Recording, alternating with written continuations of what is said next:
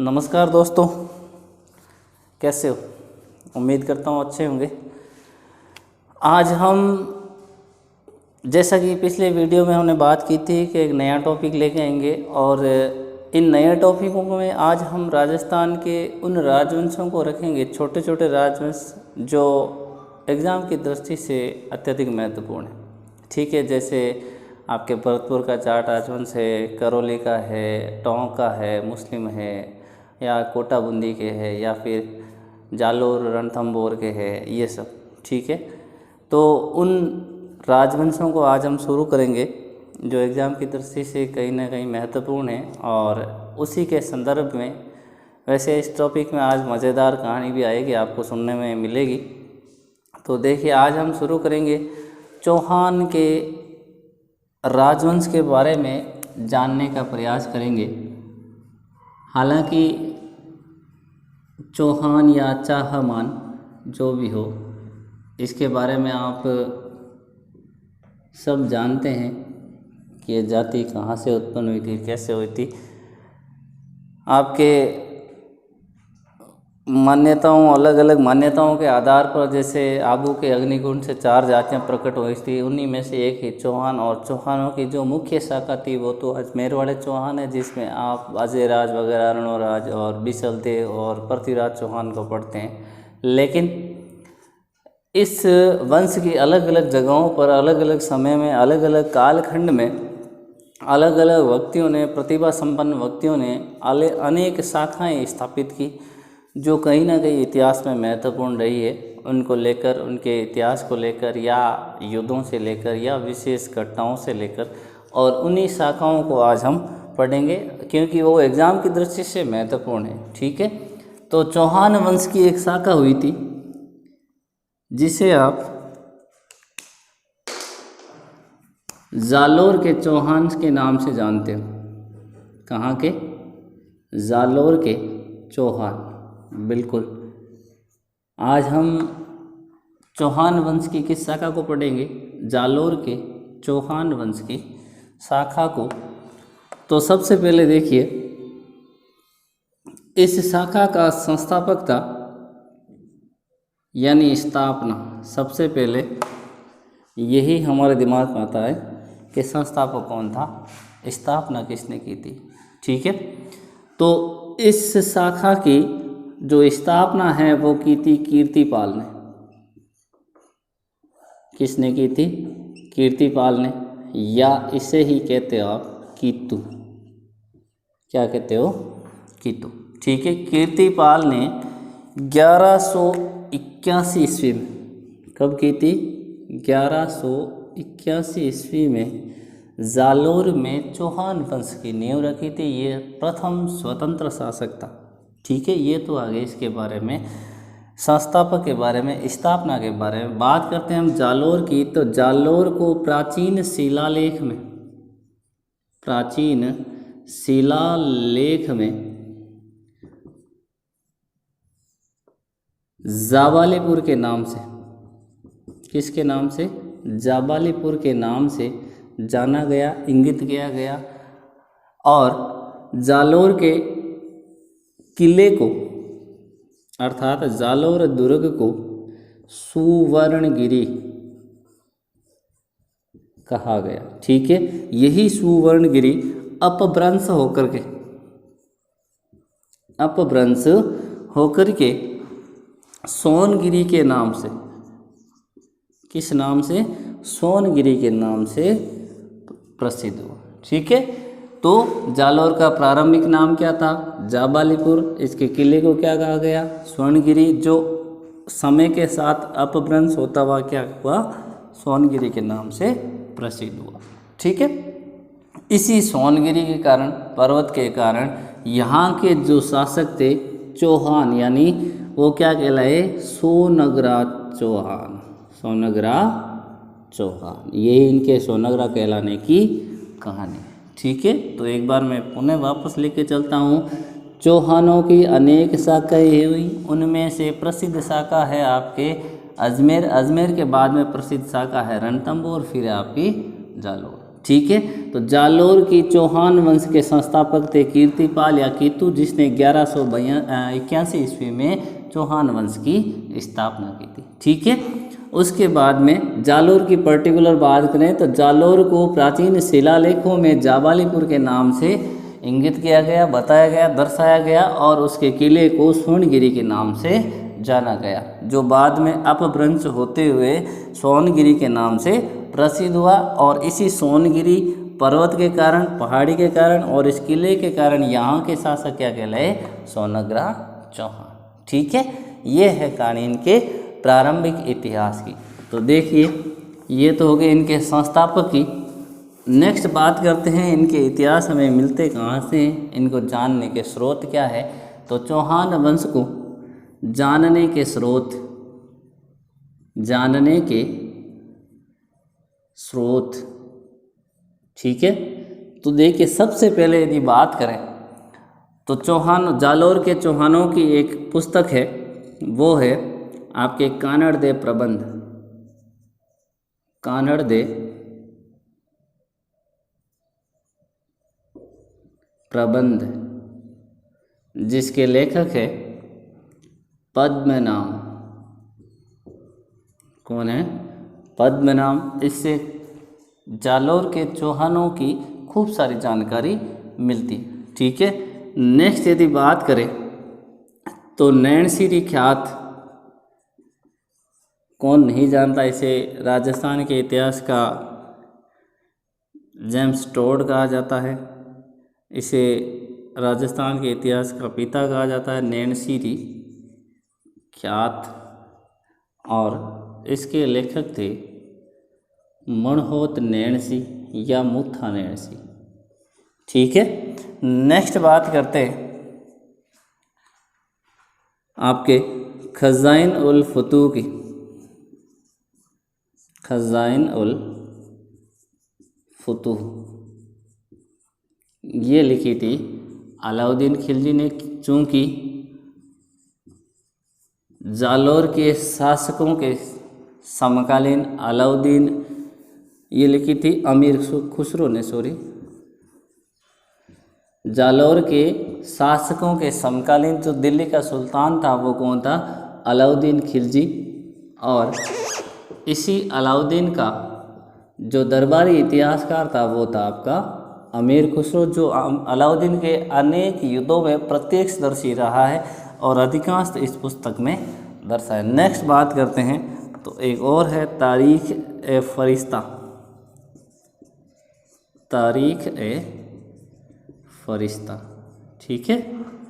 इसके लेखक है फरिश्ता, ठीक है। इसी के अनुसार हमें चौहान वंश की जानकारी मिलती है जालोर शाखा की, ठीक है।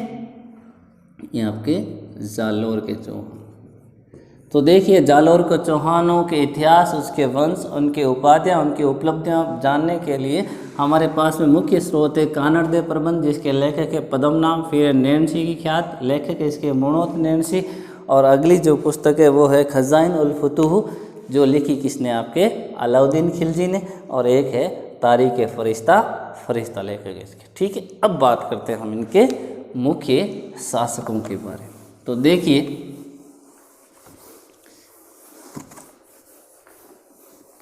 कीर्तिपाल के बाद में जो अगला शासक बना था वो इतने हालांकि खास नहीं है। कानड़ दे प्रबंध के अनुसार कीर्तिपाल के बाद उसका बेटा बना था समर सिंह, और समर सिंह के बाद में अगला जो जालोर का शासक बना था वो बना था उदय सिंह, और उदय सिंह के बाद में जो शासक बना था वो तब बना था चाचिक देव, और अगला चाचिक देव के बाद में बना था उसका पुत्र, वो बना था सामंत सिंह, ठीक है। हालांकि इनकी कोई विशेष उपलब्धियां नहीं रही हैं। जालोर के चौहानों में मुख्य जो उपलब्धि है, मुख्य जो इतिहास ओतप्रोत घूमता है वो घूमता है सामंत सिंह के पुत्र किसके समक्ष? कानड़ देव चौहान, कानड़ देव चौहान, जो जालोर का सबसे प्रतिभाशाली शासक माना जाता है। ठीक है, देखिए सबसे पहले बात करते हैं कानड़देव चौहान के शासनकाल की। तो 1305 ईस्वी से 1311 ईस्वी, कब से कब तक रहा है? 1305 से 1311 ईस्वी के समक्ष। और वहीं यदि हम बात करें ये किसके समकालीन था, तो 1300 के आसपास, देख लीजिए आप खुद। दिल्ली में उस समय सुल्तान था आपका अलाउद्दीन खिलजी। कौन था? अलाउद्दीन खिलजी जी। कानड़देव एक स्वाभिमानी शासक था, एक निर्भीक शासक था, जो अपने आप को स्वतंत्र प्रवृत्ति में रखने में योग्य था और उसी पर चलने का उसने जीवन भर प्रयास किया। ठीक है, वहीं दूसरी तरफ हम देखें तो यह सल्तनत का ऐसा सुल्तान था जिसने विश्व विजेता बनने का सपना देखा था और उसी सपने के तहत भारत के लगभग अनेक रियासतों को उसने विजित कर लिया था। और उसी अभियान के दौरान उसने जालोर को निशाना बनाया। किसे बनाया? जालोर को बनाया। तो देखिए सबसे पहले जालोर कैसे उसके मार्ग में आया और कैसे उनके आपसी दुश्मनी बढ़ती है।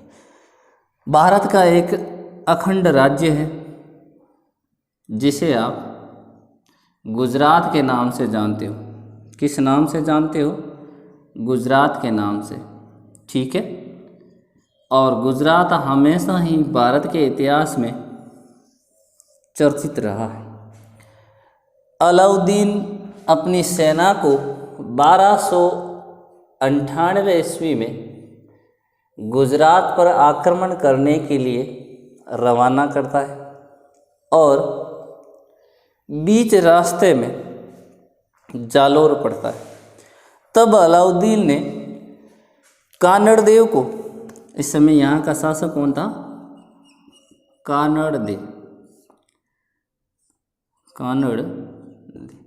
कानड़देव को सूचित किया, संदेश भिजवाया कि भाई हमारी शाही सेना को आपके जालोर वाले रास्ते से गुजरने दें ताकि हम वहाँ से आराम से जा सकें, चूँकि हम कहाँ आक्रमण करने जा रहे हैं?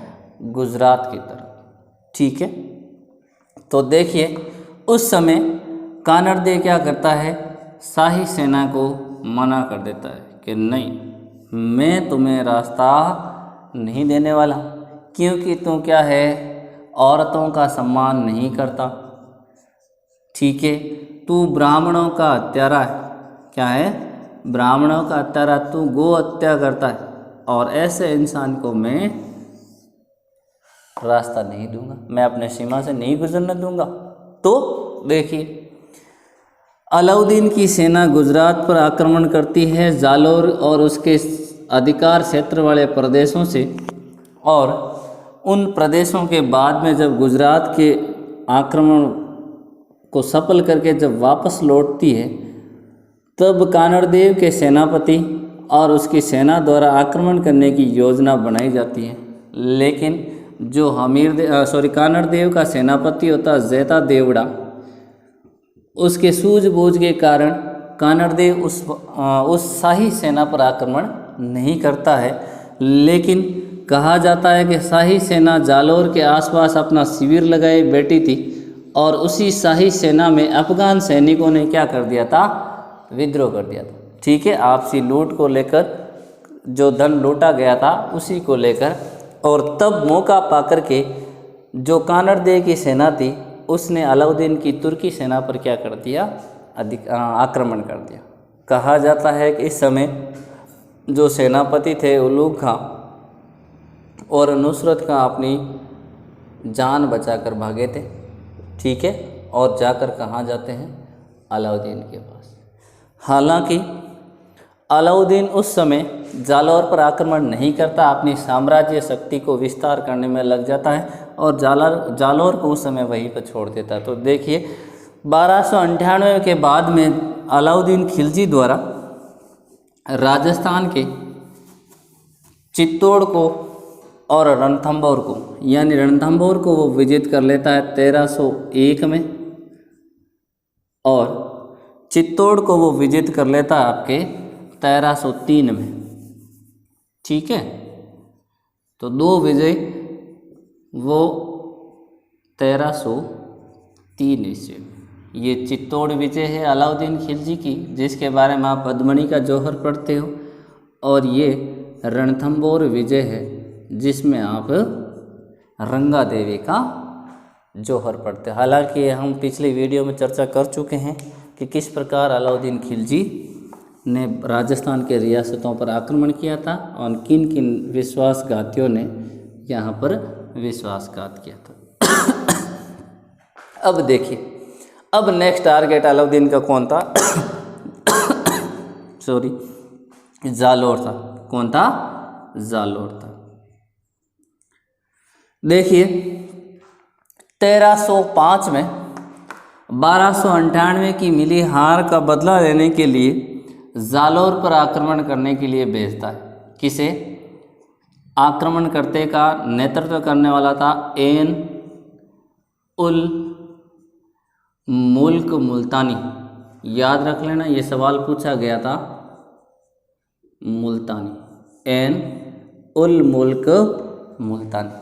ठीक है, लेकिन इसने अपनी कूटनीति के कारण हमीर देव के साथ में सम्मानजनक संधि कर ली थी। कानड़ देव के साथ में सम्मानजनक संधि कर ली थी, और कानड़ देव को कहाँ पर ले गया था? दिल्ली दरबार में। किसके समक्ष? अलाउद्दीन के समक्ष। 1305 में जो तुर्की सेना आक्रमण करने के लिए आई थी जालौर पर कानड़ देव के समक्ष, लेकिन इस व्यक्ति ने अपनी चतुर बातों से कानड़ देव को क्या कर लिया? अलाउद्दीन के समक्ष पेश करने की सम्मानजनक संधि कर ली। और माना जाता है कि कानड़ देव और उसका पुत्र वीरम देव दोनों कहाँ उपस्थित हुए थे? आपके इसका पुत्र था वीरम देव। ठीक है, दोनों दिल्ली दरबार में अलाउद्दीन खिलजी के समक्ष पेश हुए थे। और उस समय के बाद में नैणसी लिखता है कि एक दिन जो अलाउद्दीन खिलजी है अपनी घमंड भरी आवाज़ में, दम भरी आवाज़ में ये कहता है कि भी भारत में एक भी ऐसा शासक नहीं बचा जो मेरा मुकाबला कर सके।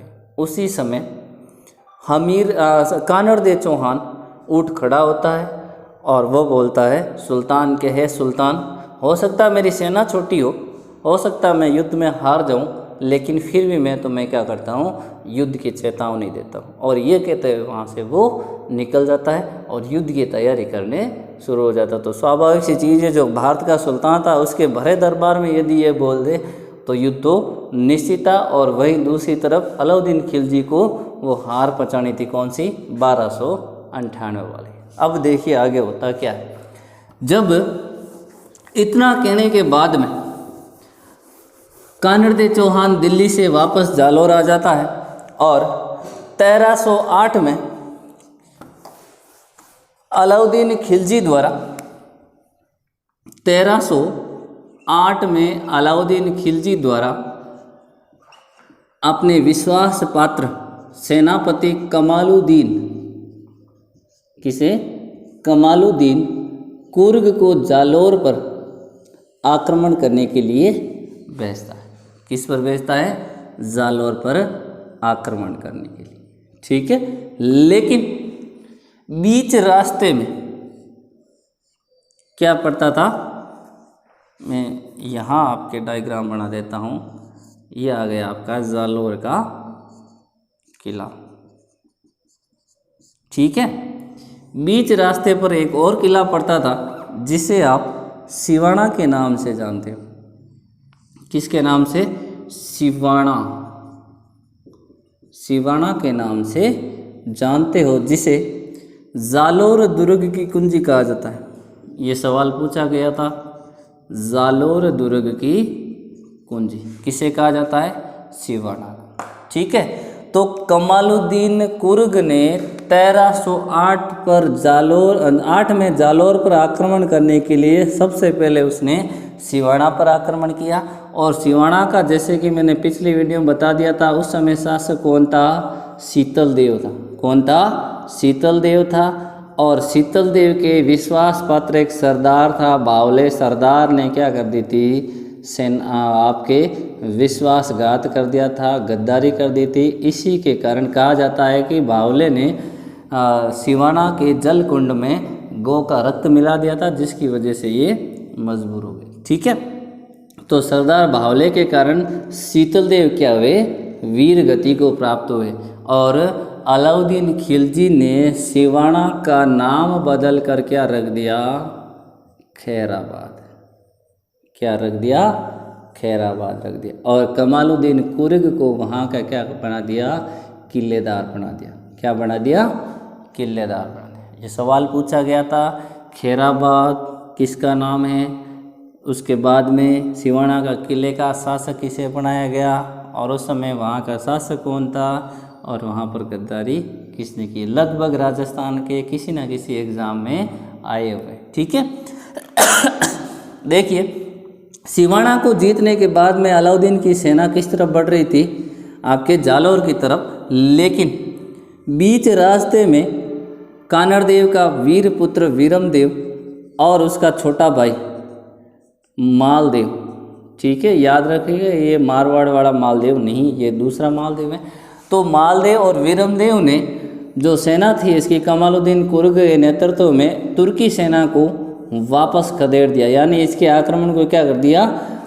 विफल कर दिया। और खदेड़ करके कहाँ भेज दिया? मेड़ता तक वापस।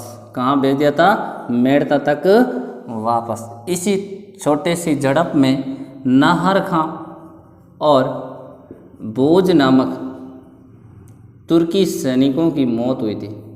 नाहर खां और बोझ नामक तुर्की सैनिकों की सेनापतियों की मौत हुई थी। ठीक है, तो अलाउद्दीन खिलजी का 1308 वाला आक्रमण भी जालोर पर क्या हुआ? असफल रहा। अभी तक जालोर को वो जीत नहीं पाया था। ठीक है, फिलहाल वो कहाँ पे पहुंचा था? सिवाना पर। कब आक्रमण किया था? 1308 में। किसके नेतृत्व में? कमालुद्दीन कुर्ग के। और क्या कहा जाता है? जालोर दुर्ग की कुंजी। कुंजी का मतलब पहले इस दुर्ग तक पहुंचने के लिए इस आपके दुर्ग को जीतना पड़ेगा। ठीक है, तो ये थे आपके कानड़ देव। अब जब पराजित होकर सेना वापस जाती है अलाउद्दीन के पास, तो अलाउद्दीन आपके अत्यधिक क्रोधित हो जाता है और पुनः वापस भेजता है जालोर पर आक्रमण करने के लिए। कब? 1311 में। कब भेजता है? 1311 में। और अलाउद्दीन जालोर विजय के उद्देश्य से वापस आक्रमण करता है। कहा जाता है लंबे समय के अंतराल के बाद भी जब तुर्की सेना को सफलता नहीं मिल रही थी, तब अलाउद्दीन खिलजी एक जालोर के बीकादैया नामक, जिसका जिक्र मैं पहले कर चुका हूँ, बीकादैया नामक सरदार को जालोर का शासक बनाने का लालच देकर, ठीक है, अपनी तरफ मिला लेता है। और वह फिर विश्वासघात करके दुर्ग के कमज़ोर दीवार को बता देता है। गुप्त रास्ते से क्या करता है? वो जालोर के अंदर ले जाता है, दुर्ग के अंदर ले जाता है। और अंततः क्या होता है? कानड़ देव और उसका पुत्र वीरमदेव वीर गति को प्राप्त होते हैं। और जालोर पर किसका अधिकार हो जाता है? अलाउद्दीन खिलजी का। और नाम बदल कर क्या रख देते हैं? जलालाबाद। क्या रख देते हैं? जलालाबाद। इस प्रकार जालोर के चौहान वंश की शाखा का क्या होता है? पतन होता है। ये थी आपकी इसकी कहानी। किसकी? जालोर के आपके कानड़ देव उसके पुत्र वीरमदेव की। देखिए इसके अलावा एक और फैक्ट जुड़ा। क्या जुड़ा है वो देखिए। अलाउद्दीन खिलजी की एक पुत्री थी जिसका नाम था फिरोजा। क्या नाम था? फिरोजा। और इस फिरोजा के बारे में मुणहोत नैणसी एक प्रेम प्रसंग की घटना बताते हैं। क्या बताते हैं? प्रेम प्रसंग की घटना। देखिए, नैणसी कहता है कि जब एन मुल्क उल मुल्तानी कानड़ देव को जब हमें अलाउद्दीन के समक्ष पेश करता है और उसके दरबार में रहता है, तो वीरम देव अलाउद्दीन के दरबार में ही रहता है। कौन रहता है? वीरम देव, जो कि कानड़ देव का कौन था? पुत्र था। तो ये अलाउद्दीन खिलजी के दरबार में ही रहता है। ठीक है। और नैणसी कहता है कि फिरोजा को वीरम देव से प्रेम हो जाता है। क्या हो जाता है? प्रेम हो जाता है। तो जब फिरोजा वीरम देव को प्रपोज करती है शादी के लिए कि भाई मेरे से शादी करो आप, ये वो, कहा जाता है कि ये इसे बहुत डराती भी है वहाँ पर, लेकिन ये शादी की मना करके कहाँ आ जाता है? जालोर आ जाता है। जब यह बात पता चलती है किसे? अलाउद्दीन खिलजी को, तब अलाउद्दीन खिलजी कानड़ देव को क्या करता है? शादी के लिए प्रस्ताव भेजता है। लेकिन अलाउद्दीन खिलजी को कानड़ देव क्या देता है? देखो, रिप्लाई देता है कि मैं तेरे साथ संबंध नहीं बढ़ाऊंगा, क्योंकि देख तो दूसरों की औरतों पर क्या करता है? अत्याचार करता है। जैसे आप पद्मणि देख लो, ठीक है, तुम्हारे घर की औरतें हमारे रिश्ते के यानी दूसरों के साथ क्या होती है? भग जाती है। जैसे आपने चिमना बेगम का नाम सुना होगा। चिमना बेगम, ये अलाउद्दीन खिलजी की बेगम थी और जो मोहम्मद शाह से क्या करती थी? प्रेम करती थी। ये वही मोहम्मद शाह था। जब अलाउद्दीन खिलजी को पता चल गया तब भाग कर के कहाँ चला गया था? आपके हमीर के पास। कहाँ गया था? रणथंभौर में हमीर के पास। और हमीर ने इसे वापस लौटाने को मना कर दिया था। तब अलाउद्दीन ने हमीर पर आक्रमण किया था। और नैणसी कहता है कि जब कानड़ देव इस प्रकार उसे वापस कर भेजता है और मना करता है रिश्ते की, तब क्रोधित होकर के अलाउद्दीन खिलजी जालोर पर क्या करता है? आक्रमण करता है। ठीक है। कहा जाता है जब 1308 में विफल होती है तुर्की सेना जालोर को पाने में, तब फिरोजा खुद जालोर किले पर आती है और जिसका कानड़ देव स्वागत तो करता है, लेकिन शादी से क्या कर देता है? मना कर देता है।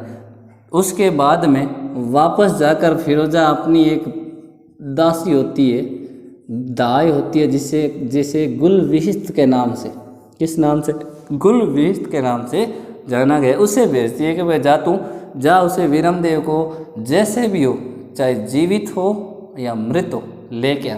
ठीक है। तब कहा जाता है कि 1311 में आक्रमण होता है और जो गुलविहिस्त है वो वीरम देव की क्या करती है? मृत्यु के बाद में उसका सर लेकर जाती है और उस सर के साथ फिरोजा यमुना नदी में कूद कर क्या दे देती है? अपनी जान दे देती है। ठीक है।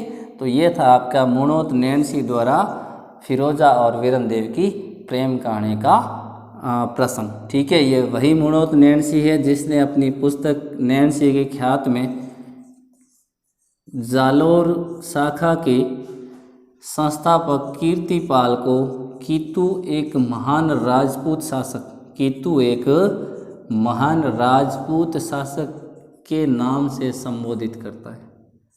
ठीक है। ये सवाल पूछा गया था आपके एग्जाम। तो ये थे आपके जालोर के चौहान वंश, संस्थापक कीर्तिपाल, अंतिम शासक कौन था आपका? कानड़ देव।